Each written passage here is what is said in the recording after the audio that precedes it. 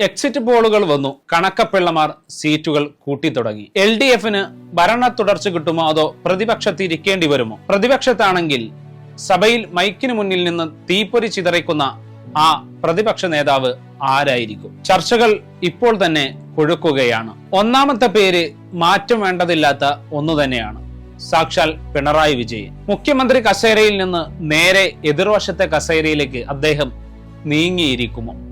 സാധാരണ മുൻ മുഖ്യമന്ത്രിമാർ പ്രതിപക്ഷ നേതാവ് ആകാറുണ്ട്. ഇരട്ടച്ചങ്കൻ പ്രതിപക്ഷത്തിരുന്ന് ചോദ്യം ചോദിക്കുന്നത് കാണാൻ സഭക്ക് തന്നെ ഒരു പ്രത്യേക ഗാംഭീര്യവും വരും. പക്ഷേ ഒരു ചോദ്യമുണ്ട്, അദ്ദേഹം അതിന് തയ്യാറാകുമോ എന്നതാണ്. അതോ പുതിയൊരാൾക്ക് വഴി മാറിക്കൊടുക്കുമോ? ഇനി മാറ്റമാണ് ലക്ഷ്യമെങ്കിൽ എല്ലാവരും ഉറ്റുനോക്കുന്നത് ജനപ്രിയ മുഖമായ ശൈലജ ടീച്ചറെയാണ്. കേരളത്തിലെ ആദ്യത്തെ വനിതാ പ്രതിപക്ഷ നേതാവ് എന്ന റെക്കോർഡ് ടീച്ചറിലൂടെ ഇടതുമുന്നണിക്ക് വേണമെങ്കിൽ സ്വന്തമാക്കാം. ഭരണപക്ഷത്തെ പൂട്ടാൻ ടീച്ചറുടെ പക്വതയാർന്ന ശൈലി സഹായിക്കുമെന്ന് കരുതുന്നവർ പാർട്ടിയിലുണ്ട്.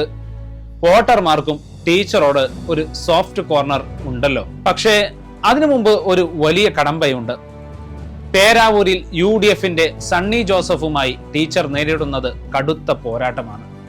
ആ കടമ്പ കടന്ന് ടീച്ചർ സഭയിലെത്തിയാലേ ഈ ചർച്ചകൾക്ക് പ്രസക്തിയുള്ളൂ. ഇനി നിയമസഭയിലെ വാദപ്രതിവാദങ്ങളിൽ മിടുക്കനായ MP രാജേഷിനെ പരിഗണിച്ചാലോ? മുൻ സ്പീക്കർ എന്ന നിലയിൽ സഭയുടെ ഓരോ ചലനവും രാജേഷിന് അറിയാം. പക്ഷേ തൃത്താലയിൽ VT ബൽറാമുമായുള്ള ആ പഴയ ക്ലാസിക് പോരാട്ടം ഇത്തവണയും പ്രവചനാതീതമാണ്. അവിടെ ജയിച്ചു കയറുക എന്നത് രാജേഷിനെ സംബന്ധിച്ചിടത്തോളം വലിയൊരു വെല്ലുവിളി തന്നെയാണ്. മറ്റൊരു പേര് P രാജീവിന്റേതാണ്.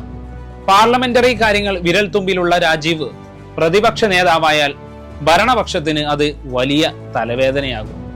എന്നാൽ കളമശ്ശേരിയിൽ അബ്ദുൽ ഗഫൂറിൽ നിന്ന് നേരിടുന്ന ശക്തമായ മത്സരം മറികടന്നാൽ മാത്രമേ രാജീവിന് സഭയിലേക്ക് എത്താൻ കഴിയൂ.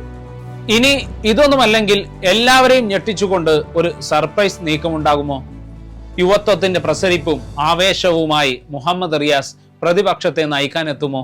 പുതിയ കാലത്തെ രാഷ്ട്രീയത്തിന് പുതിയ മുഖം വേണമെന്ന് പാർട്ടി തീരുമാനിച്ചാൽ റിയാസ് ഒരു അത്ഭുതമായേക്കാം.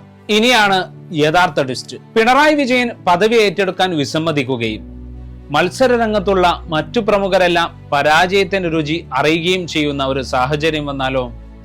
എങ്കിൽ തലശ്ശേരിയിൽ നിന്ന് വിജയമുറപ്പിച്ച പാർട്ടിയുടെ വിശ്വസ്തനും കണ്ണൂർ ലോബിയുടെ രഹസ്യങ്ങളുടെ താക്കോൽ സൂക്ഷിപ്പുകാരനുമായ കാരായി രാജിന്റെ പേരിനാകും പ്രതിപക്ഷ നേതൃസ്ഥാനത്തേക്ക് നറുക്കു വീഴുക. അപ്രതീക്ഷിത സാഹചര്യങ്ങളിൽ പാർട്ടിയെ നയിക്കാൻ കാരായി രാജൻ സഭയിലെ പ്രതിപക്ഷ അമരക്കാരിൽ ഒരാളായി എത്തിയാലും അത്ഭുതപ്പെടാനില്ല. ശൈലജ ടീച്ചറുടെ പക്വതയോ രാജേഷിന്റെയും രാജീവിന്റെയും പരിചയ സമ്പത്തോ അതോ റിയാസിനെ പോലൊരു സർപ്രൈസ് പാക്കേജോ? നിങ്ങളുടെ പ്രവചനത്തിൽ ആരായിരിക്കും LDF-ന്റെ പ്രതിപക്ഷത്തെ പുതിയ അമരക്കാരൻ? അഭിപ്രായങ്ങൾ പങ്കുവെക്കാം.